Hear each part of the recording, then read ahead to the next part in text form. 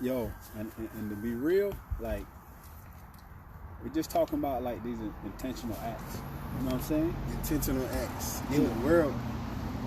Acts in the world, dog. You know what I mean? And it's like our generation now, like, we move into that next level. Right. You know what I'm saying? And like what was appropriate then, we're not looking down on, because that was an appropriate act at that time. You know what I'm saying? And we talked about, wanting to sit down at the counter. Like, I understand the movement of the time, wanting to sit in.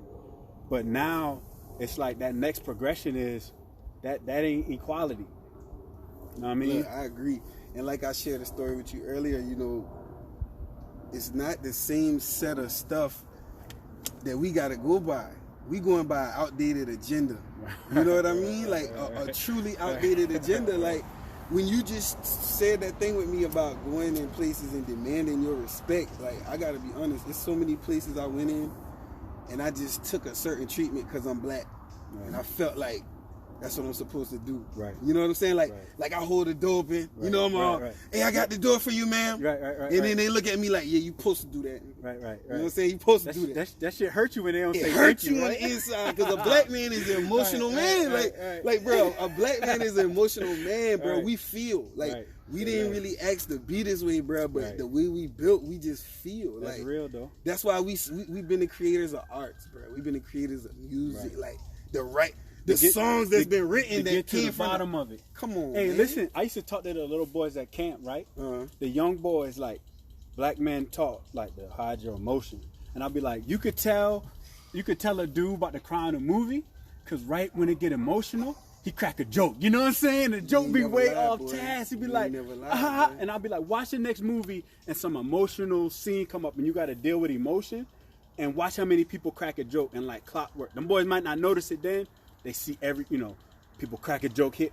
They don't want to deal with the emotion. It's raw. You feel me? But that's how we talk. But it get to a point where it's not about a spot at the table.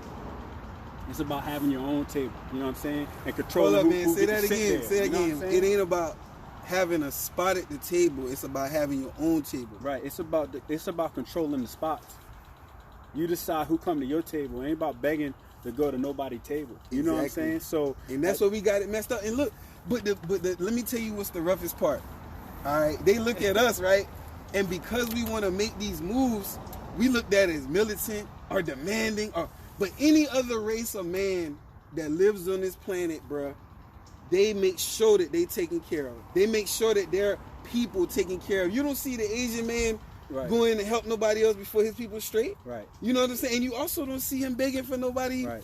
Listen, he gonna make his own. Only when you got dark skin do you got to start justifying your ambitions. You understand what I'm saying? That's deep, like if you look around, like if we following the American hero, we talking about pioneers that came from a different land, subjugated. You know what I'm saying? Came here, conquered the area through the means of whatever trickery, deceit, established the government, all type of stuff. And which then, after the trick of getting the land, established the government, and so to say, now I have authority, so you can never get this land back. You feel me? And those are the architects of our nation. So if they could be as ambitious as that, why do I have to feel sorry if I want to be something more in life? You know what I'm saying? Deep, like why? Hey, it's supposed to be the American dream, bro. That's supposed to be the American dream for you to get yours. That's the for you to get game, yours. But it's crazy because when I want to get mine, I'm looked at as, we got to see if you deserve that. Right. You know what I'm saying? We got. First of all, what you gonna do with it when you get it? Hold up, man. Like, these questions, the ridicule that we go through, bro, is why it's so difficult for us. We ain't looking for no handout. James Brown said, I ain't want nobody to give me nothing. Right. Open up the door and I get it myself. Right. You feel what I'm saying? Right. But because we have that, when we do take that approach, they look at it as militant. Why they gotta be so? Why he gotta be so? What they like to call us, man? They like to call us aggressive. Here's the deal. It's like, but you're supposed to be aggressive. If you don't go and ascertain a certain amount, if you don't go get a certain amount, how much you gonna have? You know what I'm saying? How much you gonna have of what you don't go and get?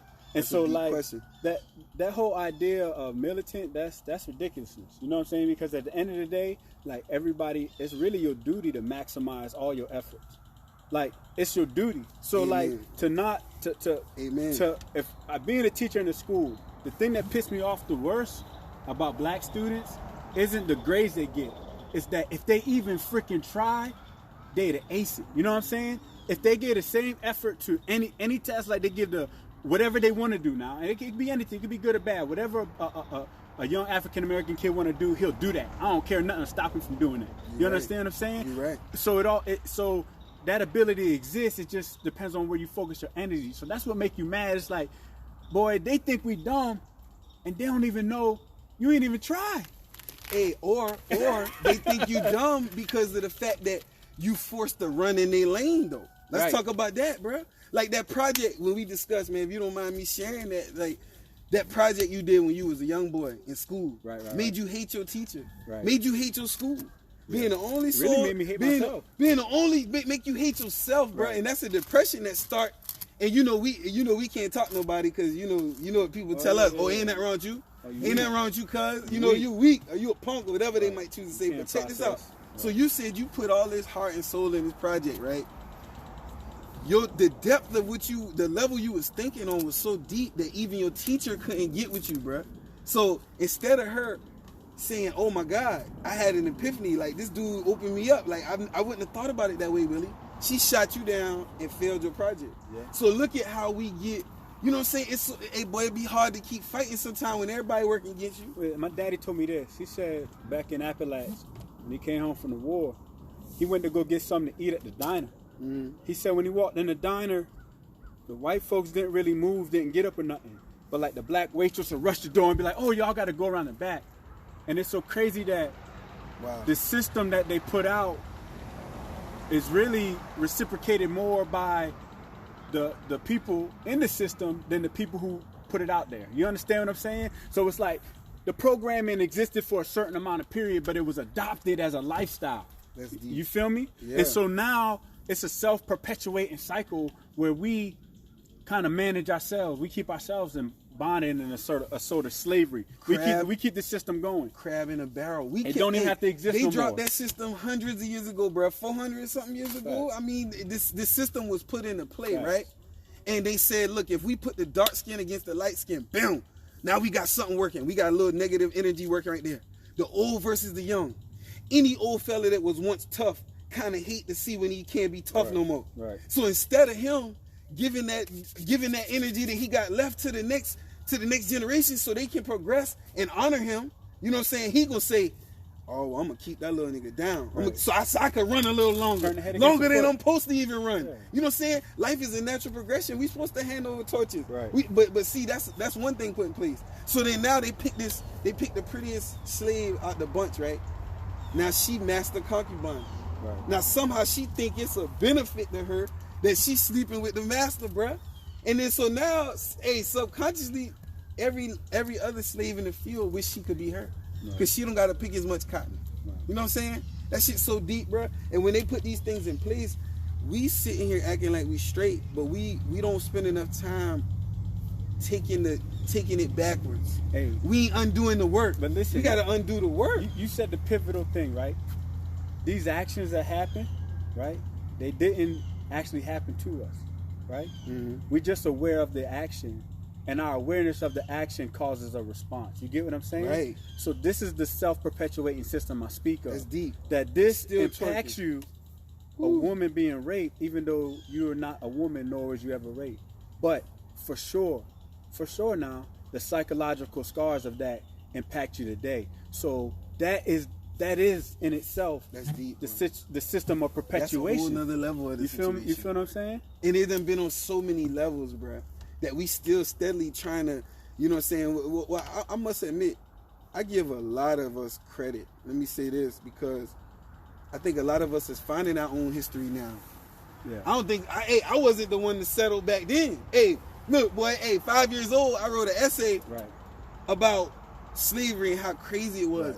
Right. I wrote a letter, bro, and I said something that I don't feel that way today. I didn't have plenty friends of all type of races and nationalities, but I wrote a letter at 5, and I said I had watched the movie Roots. Right. You know what I'm saying? Early. Right. And so I was quickly educated. Like, it didn't take me too long, because my mama was always telling me, look, we was with the whole movement. We was doing this and that. We boycotted this and that. They was doing that around here in Beaufort County, you know what I'm saying, with my granddaddy and them. Right. So when I looked at the whole situation, socially I wrote that I wish I could ball up all white people and throw them in the trash can at the age of 5, bro. But see, that was with, like you said, the system.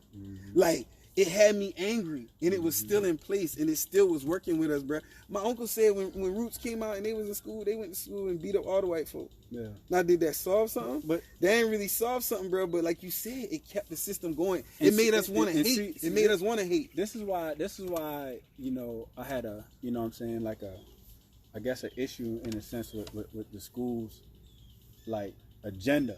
Because, like, if you start the history of a culture with slavery, you setting a ceiling for the expectations of this kid. It's not reasonable to expect that a kid will sit in a class and be told that everything he descends from was subservient to the white kids that he's sitting next to for 30 days out of the year. And we call this Black History Month, which is like Black History Month of shame. You know what I'm saying? Because all you do is teach me that my history starts from slavery versus you don't teach Mansa Musa, the richest man who's ever existed ever. Man, I just learned about that when I was 30 years old. You don't teach Timbuktu. You don't teach the Mesopotamian Empire. You wait till 7th, 8th grade when most of the kids are naughty. They don't even love school no more for you start teaching ancient civilization. You know what I'm saying? We were like, oh, the Egyptians was on top. And even then they brushed past our sections though. Yeah, like, so man, I mean, we spend more time learning about Asia and Europe than we do anything else. And so that to me, like that whole roots brainwashing, like that's the last thing I teach is slave history. Such a short period of time. And if anything, if you're gonna teach slave history, I'm so proud to be a slave. That's the greatest class of people that ever fucking existed, period. Excuse my language, but they think about what a slave is. Came from a foreign nation, right? To foreign soil, subjected to all kind of cruelties, right? And made sacrifices with the idea that one day their descendants would inherit a freedom that they never could enjoy and actually come out correct on that claim. Come on now, name another class who did that though. Think about the cost of the hope. And how did you even have enough energy to even still keep that hope up? Name another successful slave uprising like that. This was a slave uprising of democracy, of the mind. So that's why I said I would never knock like anything about how they came up, because look how they came up. But our challenge is to continue, not to stop where they left off, because that's a failure to them. They got us here. We're not supposed to stay here. We're supposed to get to the next spot. You know what I'm saying? So looking about how progressive our people was, and really, I don't see nobody like shaming the samurai. You know what I'm saying? Man. And they were slaves that just got killed. But our ancestors literally built a country on they backs. Was 20% of the American Revolutionary. Like, come on, man. And we don't get no the honor. Front line of the American Revolutionary War. That's deep. You said that about that samurai, though, bro. Hey, we even honor the culture. We even honor the. I mean, it was taught to us to kind of honor their culture too. It's crazy. Look at the movies. I mean, look at, bro. But for us, it's like we still finding it, and I'm cool with that. But see, it's almost like, what does a black man do when the one thing that can help you kind of got to disconnect with? Because we can only help us, bruh. Right. The black woman can't help us, bruh. Like, the white man can't help us, bruh. Right. No white woman ain't gonna help you, bruh. I don't care how sweet you. I don't care if she give you dome every day. She ain't gonna help you, bruh. Right. Like, we, bruh, that's it. Because let me tell you, like we just said, we was throwing around some ideas, right? You said something in a we. I've been living 35 years, and to hear that thing flip that way made so much sense to me, coming from a man who done been through the same stuff that I've been through though. Right. But see, you can't feel it when it don't come from, you see what I'm saying? Right. And we spend so much time, bro. So many of us spend so much time pumping the wrong stuff to each other that negativity. We pump it so quick. It's the poison. Bro, the biggest haters. It's the poison. The biggest haters in your own circle. Your own nigga, when you walk up to him, hey nigga, man, fuck you, nigga. Hey. Damn, boy. Hey, we used to do that in school though. Like, soon as you walk up to your nigga, you be like, "Hey, what's up, bitch? Hey, bitch, you a bitch, nigga." Like, and we ain't even realizing that. Boy, we hurting each other. Hey, that thing deep. When you don't know how to process love, you get addicted to hate. That's rough. It's a thin line between the two. Well, you gonna feel something. They close cousins. If you don't feel nothing, you're gonna feel dead. So if you can't feel love, it's easy to feel hate, and it's easy to give hate. It's hard to give love. So a lot of people gonna defer. Everybody just want to feel the same, but some people ain't strong enough to give love. You know what I'm saying? Because you had to have a strength. Like if somebody do something to you, to show love is to show a certain amount of restraint. If you ain't got a certain amount of restraint and compassion, you can't demonstrate love. It take a lot of energy.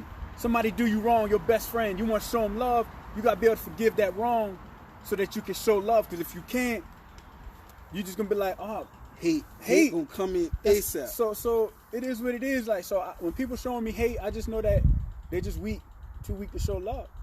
But it mean the same thing because it's attention.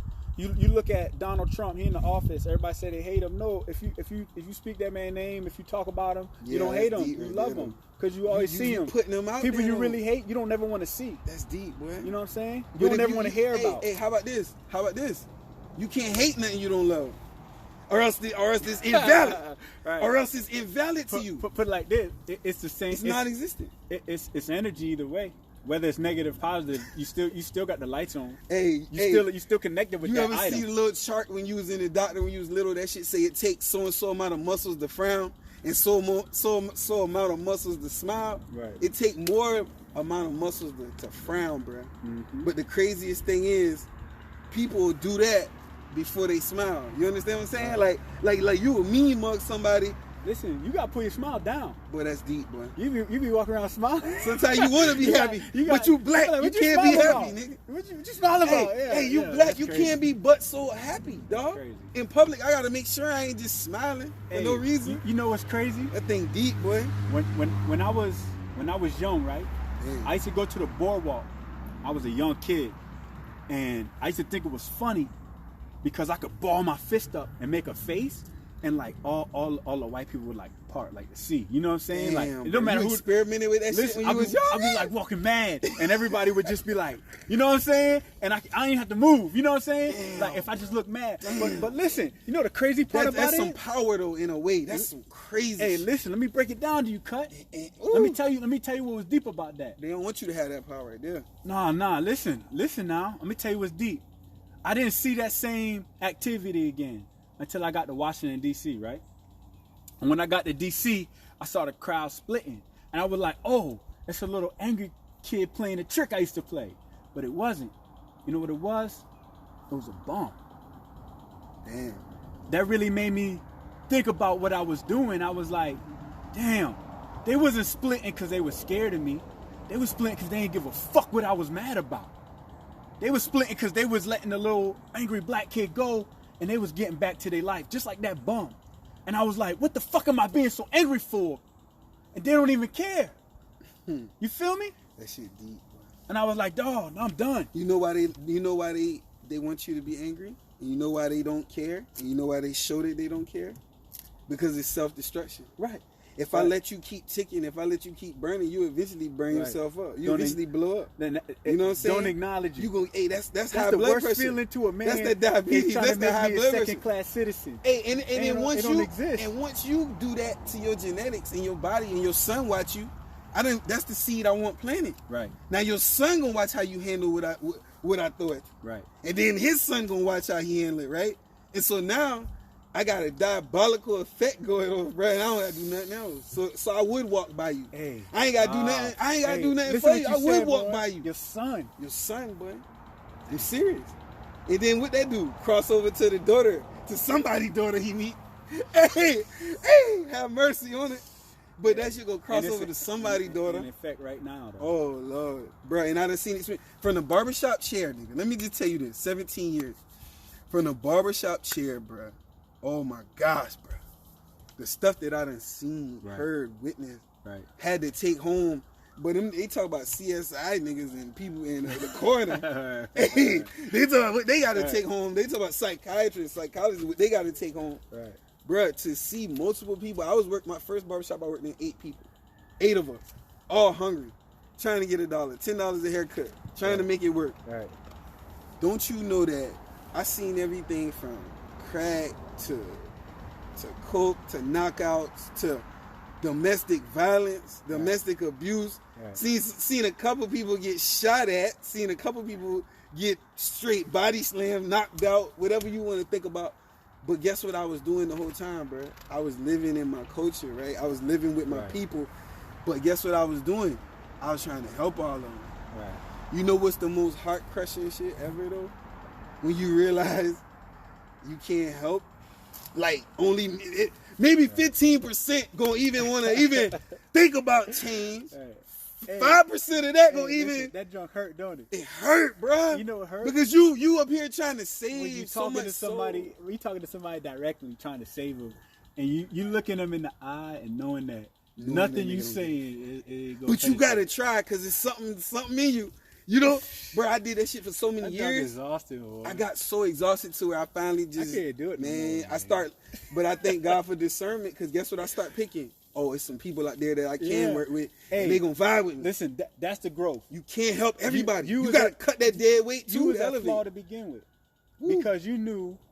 Come on now. Yeah, man. We know. The problem is we didn't want to believe it. Our mind don't. Our heart don't want to believe what our mind already know. You feel me? Oh man, that goes into so many different. Hey, you make it. Hey, now you can take that in a relationship. You can take that in a shit with your parents. Oh man, you can take that down into our lineage, our career choices. See that right there is a whole nother ballgame. If you'd trust your head so many times, stuff would go so much better. You work against yourself because you already knew what it was. Like that's the bad part. It's not that we fooling them. That's why the saying go to thy own self be true.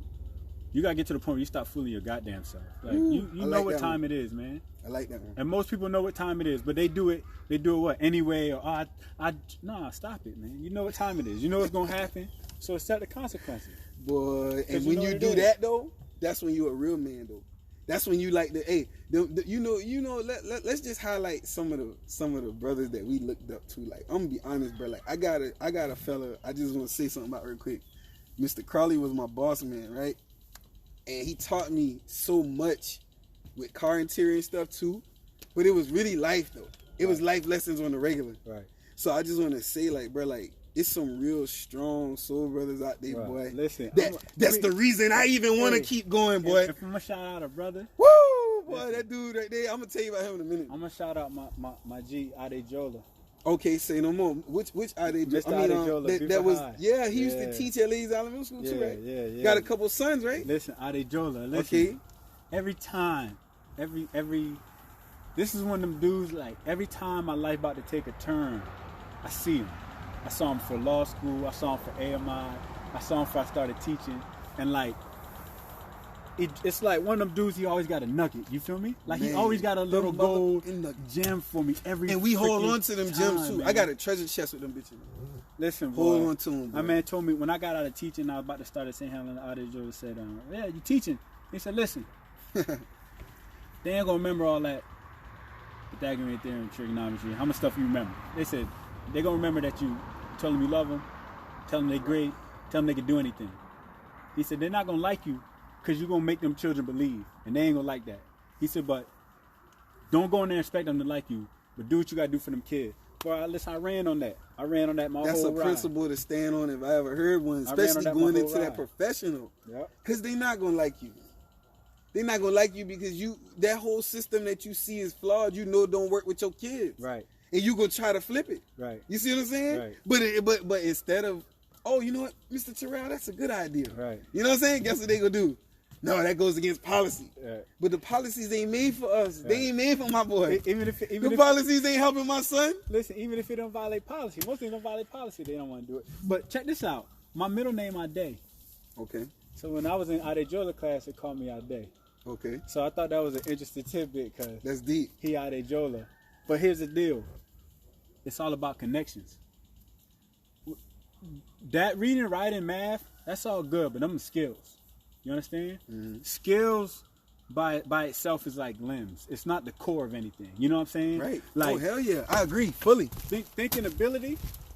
Like that's what it's about. You know what I'm saying? You gotta be able to teach a child how to think, man. And so